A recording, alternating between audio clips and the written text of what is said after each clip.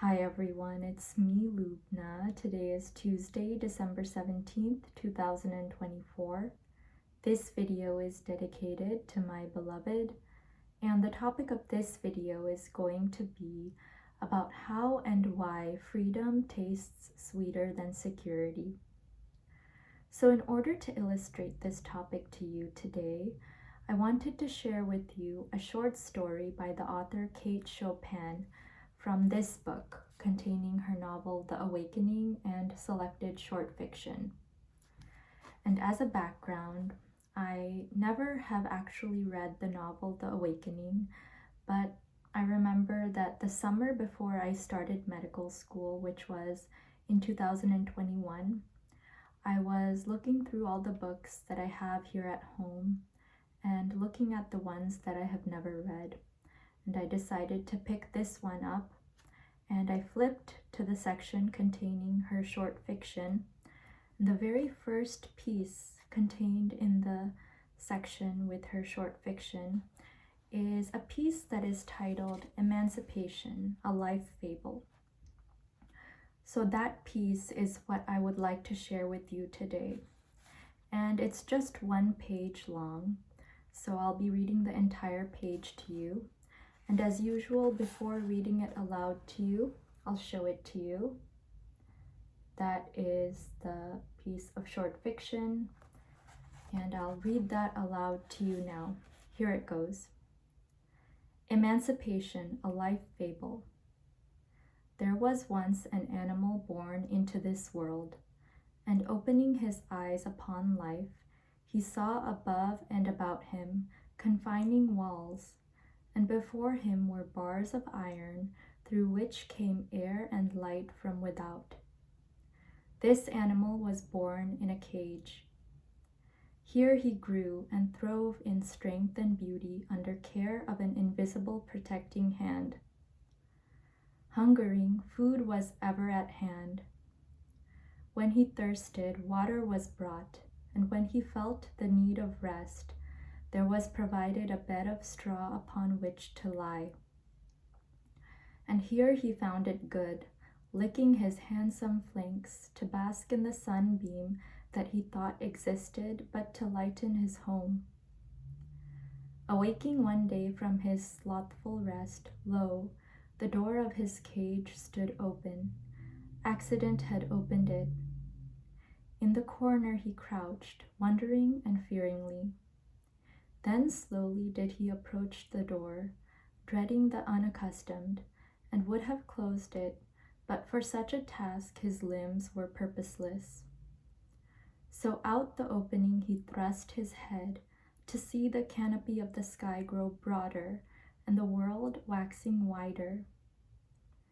Back to his corner, but not to rest, for the spell of the unknown was over him. And again he goes to the open door, seeing each time more light. Then one time, standing in the flood of it, a deep indrawn breath, a bracing of strong limbs, and with a bound he was gone. On he rushes in his mad flight, heedless that he is wounding and tearing his sleek sides, seeing, smelling, touching of all things, even stopping to put his lips to the noxious pool, thinking it may be sweet. Hungering, there is no food, but such as he must seek and oft-times fight for, and his limbs are weighted before he reaches the water that is good to his thirsting throat. So does he live, seeking, finding, joying, and suffering. The door which accident had opened is open still, but the cage remains forever empty.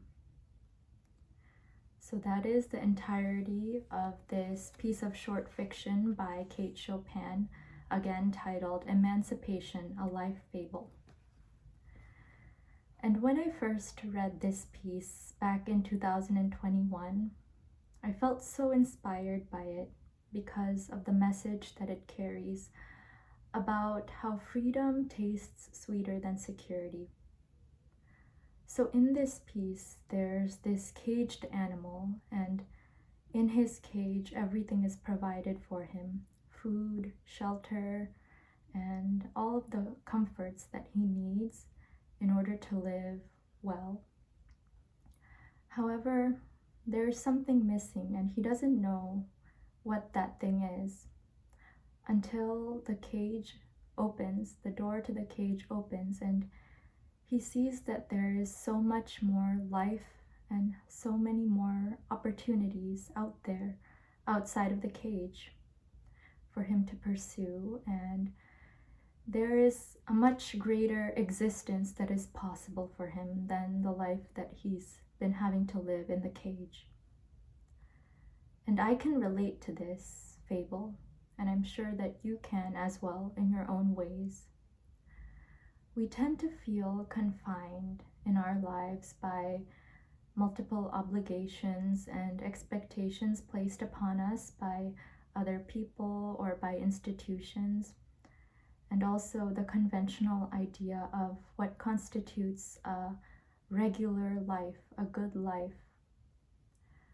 But when we learn that more is possible for us, that if we have a dream that seems impossible to other people, it's not impossible as long as we believe in it and we relinquish the need for security.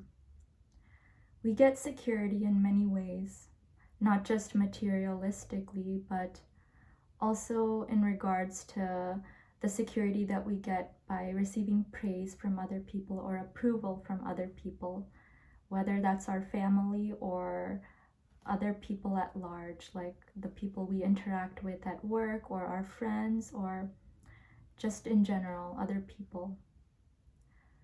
And oftentimes, if we are pursuing a dream that seems impossible or unreasonable to other people, we might lose that sense of approval from other people. And also we might lose certain types of support that come in the form of material things from other people, like our family or our parents. But it is important, it is crucial for us to pursue our dreams at all costs, no matter what anybody says and no matter what anybody does. Sure, we might lose some of that approval or support that we have been receiving from those other people, but we can always learn to use our inner resources. When we lose that support from other people, it forces us to take control of our inner resources and discover what we had within us this whole time that we didn't know we had within us. And even though it might be difficult, it might be hard to stand alone and to stand up for what one believes in and the life that one wants to lead for him or herself, in the long run, it is much more fruitful. It tastes much sweeter than a life lived in fear due to the need for security. So by sharing all of this with you today, I wanted to ask you to reflect upon your own dreams, your own seemingly impossible dreams, which elicit within you a yearning for freedom to pursue those dreams. And then consider what's holding you back. Are you being held back by the need for security or by the fear of losing the approval of other people? If so, I'm hoping that I can convince you that freedom, the freedom that you can get from pursuing your dreams with abandon, recklessly, with all your heart, is much sweeter than the security that you might get from having the support or approval of other people. I hope that you have learned something very valuable from my video today, as always, and that you will use it today and every day for the rest of your life. Thank you so much for taking the time to listen to and or watch my video today. It means the world to me. And with that, I'd like to wish you a wonderful day, afternoon, evening, or whatever it is, wherever you are in the world.